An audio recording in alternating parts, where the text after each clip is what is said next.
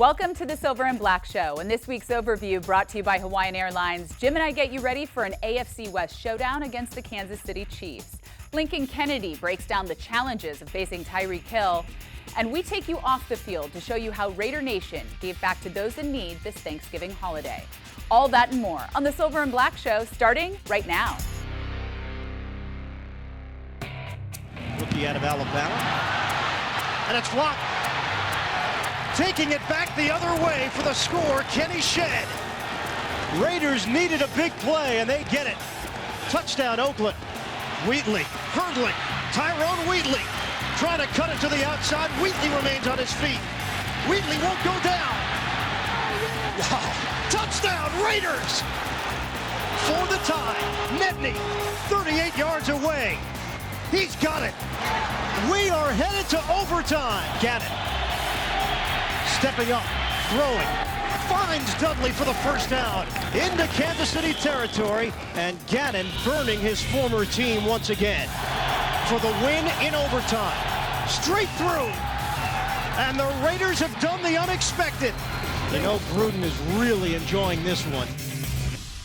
The rivalry between the Chiefs and Raiders never gets old. The Raiders back on the road for Week 13 action. Welcome to the Silver and Black Show. As always, I'm your host, Nicole Zaloumis, alongside our two-time Super Bowl champion, Jim Plunkett. Jim, you've had a lot of experience with this rivalry, which some call the best in the NFL. Oh, it is one of the greatest rivalries, starting with the old AFC before they got into the NFL, and it's always big games. They always mean something, it seems like. We've had a lot of tough games with them, some easy games, some blowouts, you name it. It's happened in a lot of different ways, but the Raiders have to find a way to get back on track, bounce back from a tough loss, and take on these Chiefs at Arrowhead. And our record on the road is much better than it is at home. That seemed like more than a tough loss. Watching that game, it was a failure in all three phases. How do you rebound from something like that? Well, they're professionals. They find a way. That's their job. You know, it happens to every team in the NFL at one time or another where they get blown out.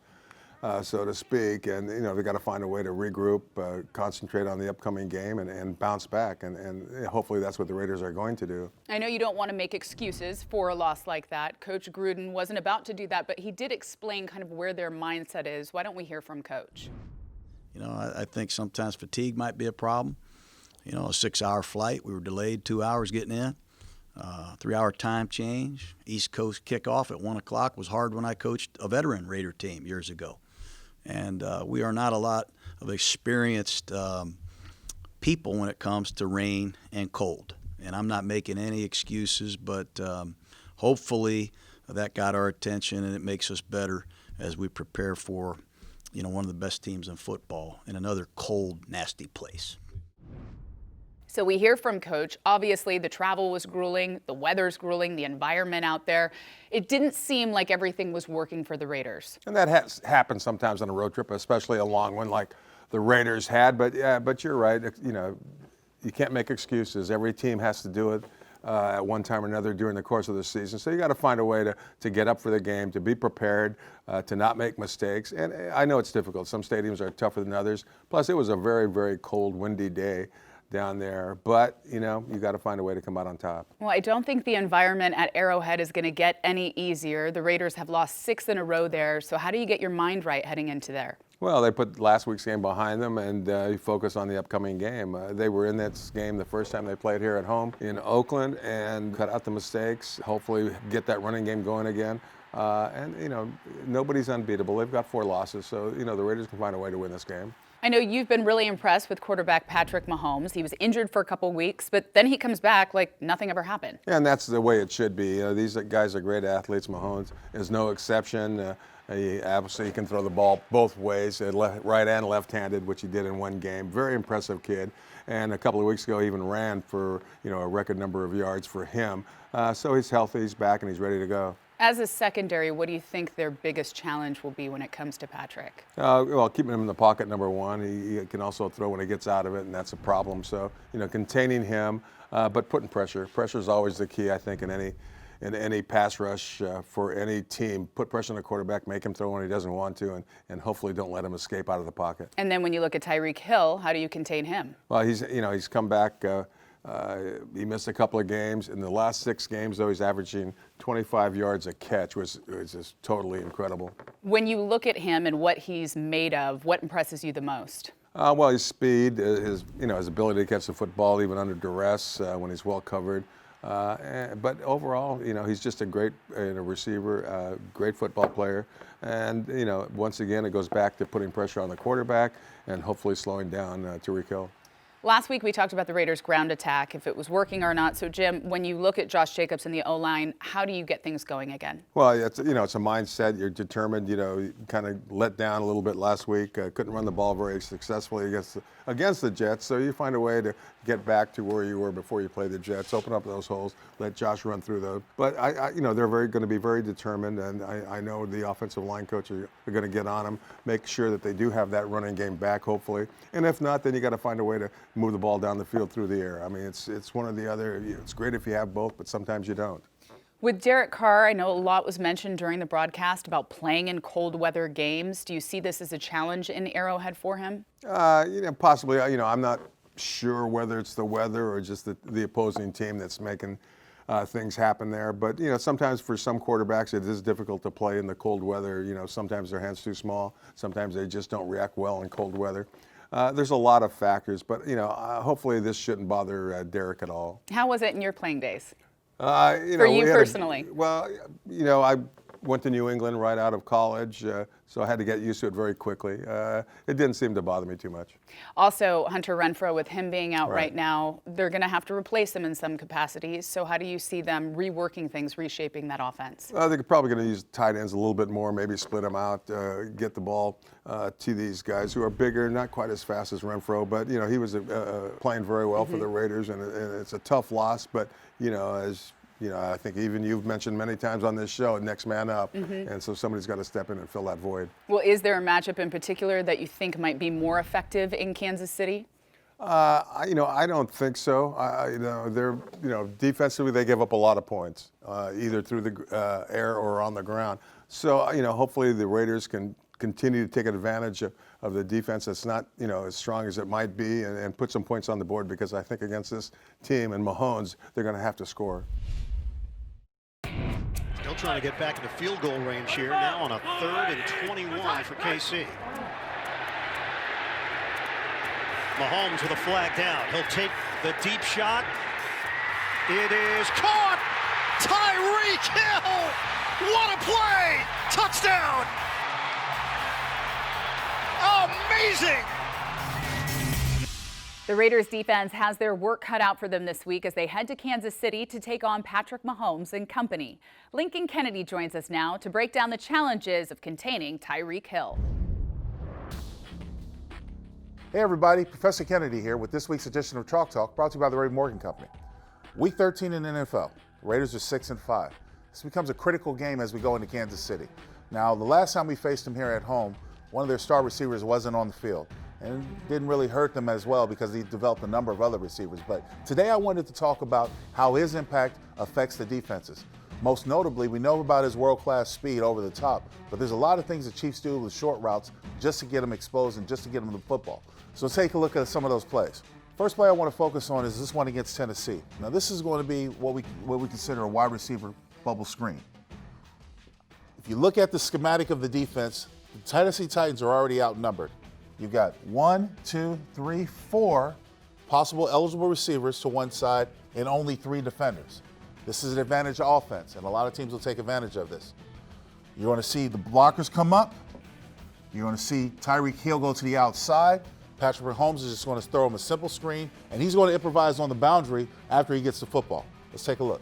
Now, as you watch it, one thing to take a note, defenders, when you see a receiver who's not coming off the ball for a board and he's looking to block you or try to size you up, it's important you get over there as quickly as possible. It's also important that you make the tackle. That can't happen. There's a 1st and 20 to Hill. Watkins out front blocking for him. And look at him weaving around Titan defenders. So we fast forward, same football game. I want to draw your attention to Tyreek up top. This is nothing special. This is just a quick stop route because Patrick Mahomes and Tyreek Hill see that the cushion that's given between him and the defender. Now, my issue with this is not so much the cushion, but it's the reaction time, and more importantly, the tackling. When you come up to make a tackle on somebody when you're one-on-one, you can ill afford to miss that tackle, and this is exactly what happens to the Tennessee Titans. Let's watch. The cushion, Patrick Mahomes sees it, it's just a stop route. There's nothing fancy, it's just a stop route. Now, when the corner of the Titans gets up there, you got to make this tackle. You got to bring him down. There's no one else coming. Tyreek Hill's not a big man, but he's a very fast man. Missing that tackle gave him the first down after that. 2nd and 10. Low pass caught. Hill again broke a tackle. So this next play I want to look at is in the Green Bay game. Situation is 3rd down and 12. Ideally, defense is going to show blitz, trying to get pressure, generate pressure on the Chiefs. Defenders have to be aware of the marker is. And in this route, Tyreek Hill is going to run a curl route, but because he's going to pressure the corner is going to turn his shoulders and run, thinking that he's going deep. 2 things wrong with here. Corner has to realize that he's got safety help, and more importantly, the defensive line has got to get a rush. You can't allow him to sit back and run deep curl routes with this much time. Let's take a look. Watch how he presses. Now the corner right now, to my opinion, should keep backing up. But because he gets panics, he turns and runs. Now he's on his heels. Tyreek does the curl route, comes back and gets the first down. 3rd down and 12, and that pass is caught. And it should be a first down with forward progress. Tyreek Hill, and he still fights for it to get across that line to gain. And Tyreek Hill, on a 3rd down and 12, is able to pick up the first. So in essence, it's like this. The Kansas City Chiefs have got plenty of weapons. They got weapons at running back and receivers, and we already know what Travis Kelce can do. It's going to be a tough call for the defense, but if you play sound, aggressive defense, more importantly, we get that pass rush to Patrick Mahomes, we have a fighting chance to win this football game. Well, that does it for this week's edition of Chalk Talk. I'll see you next week.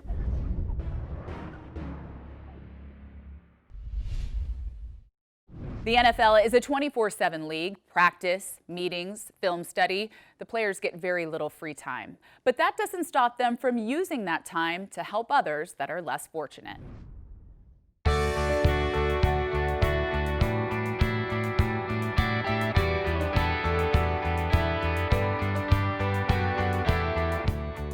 We just had a little turkey drive, our annual little turkey drive, to help out some of the families that are less fortunate. Just giving them, some food. Hi. What's up, guys? Happy Thanksgiving.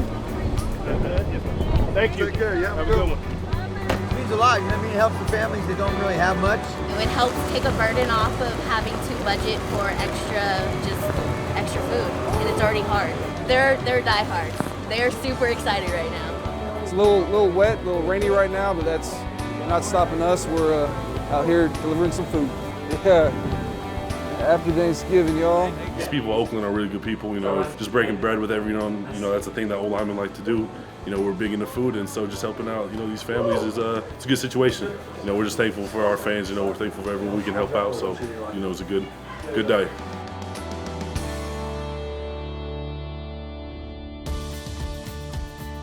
We're at our Smith's Las Vegas warehouse where we were joined by the Raiders to pack 500 Thanksgiving boxes for hungry families right here in the Nevada community.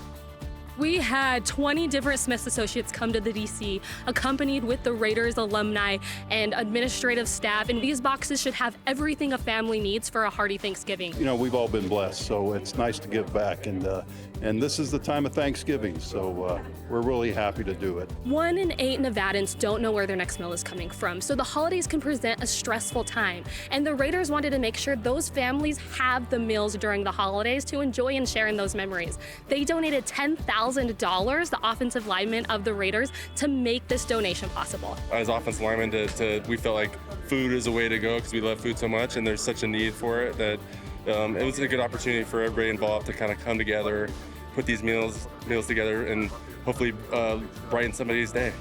Happy Thanksgiving, Raiders!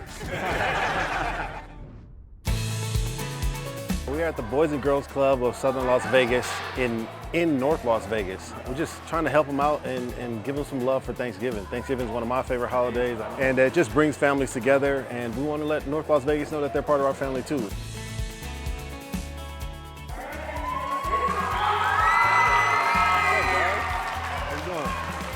It's good to see all you guys, man. Everybody looks happy, everybody's smiling. You guys are family to the Raiders. You guys are part of the Raider Nation, Even though we're not playing in Las Vegas yet, we will be here soon enough, and we wanted to come here and set it off right and start Thanksgiving off with you guys. Seeing my kids, my members get excited is the ultimate joy for myself and my team. That's all we want for our kids. Anthony, how you doing? Anthony, I'm Marcel. These are things that I didn't really have as a kid growing up in Inglewood, California. You know, a ton of people didn't come back and give back to us. So for me to be able to have that opportunity to do it, it's an awesome time.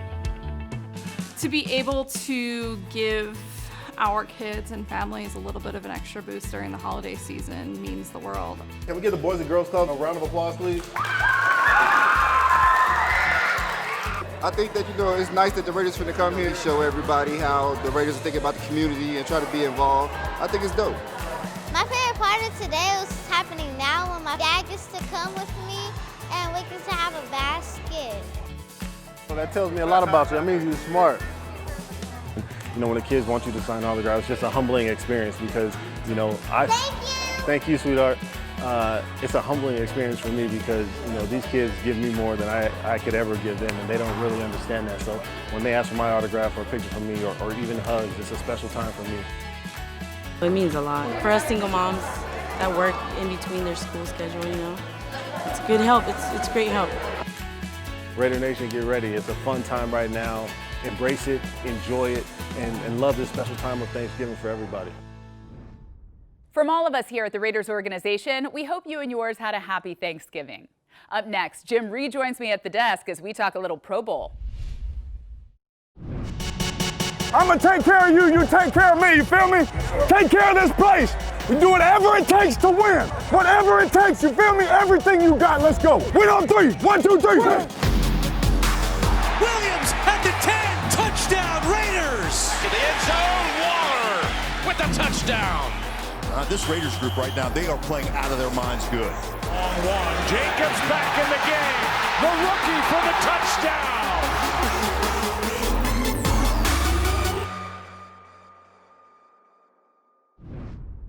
Welcome back to the Silver and Black Show. The Pro Bowl voting season is open until December 12th, so make sure you head to Raiders.com/Pro Bowl to vote for your favorite players. We have a few that we'd like to discuss in the show right now. Derek Carr, Josh Jacobs, Darren Waller, Max Crosby, and Eric Harris all have some pretty realistic chances of making it. Who do you think will definitely punch their ticket? It's hard to say, really. I think Josh Jacobs has a great chance, and I think Darren Waller is having a great year. Those two in particular, and Max Crosby, an outside chance. When you look at Josh Jacobs, what he's doing his rookie season, do you think that holds any more weight? I don't know if it does or not, but I think he's got an excellent chance of making the Pro Bowl without question. He's right in the running with all the other top leaders as far as running backs go, and I think he has a good chance. I know that you look at Darren Waller and what he's doing right now. It seems crazy to me that he wouldn't make it to the Pro Bowl, but there are a couple good tight ends out there. Well, and also the voting crowd around the country, some East Coast big voters in this thing. But yeah, Darren Waller's having a great year, and I'd like to see him make it into the Pro Bowl. Defensively, I know a lot of Raiders fans would like to see Max Crosby voted as a Pro Bowler. He's really done a great job his first year as well. Oh, he certainly has. He's got 7.5 sacks, 32 tackles, and 3 forced fumbles, which leads all defensive players in that category. So, he's got a really great chance of making this. There's not too much difference between the top and the bottom as far as numbers go, so he does have a good chance. As you and I both know, with this voting process, there's always a few players that get overlooked. On our Raiders squad, who's that player going to be? Well, I think it'd be Eric Harris. He's got 3 interceptions, 2 for touchdowns, which is incredible. And, he may or may not get overlooked, but I think he's leading the group right now. Yeah, which is so unfortunate if he does, because he really has been leading that charge. Jim, we're in the final few weeks here. As we approach the end of the season, who do you want to see step up? Well, I'd like to see Derek Carr, play a little bit better, get the ball down the field a little bit more. The teams that we have to face towards the end of the season, are high-scoring teams. And I think more points are going to be needed to win some of these games. And Derek Carr's, obviously having a really good year. But there are times when, we need a guy to stand out, and I think it's going to be Derek Carr. As a unit, defensively, I know there were a lot of people upset after that New York game. How can they come together and finish strong? Well, I think it's up to the coaches to get them, their head straight and focus on stopping the opponent. They gave up a lot of yards, a lot of points. And, you know, they've got to bear down and turn this defense around as well. Come up hopefully with some more turnovers and some stops and give the offense good field position. Well, Jim, that's going to do it for our Week 13 edition of the Silver and Black Show. Make sure you join us next week as the Raiders are back home to take on the Titans. On behalf of Jim Plunkett and all of us here at Silver and Black Productions, thanks for watching and go Raiders.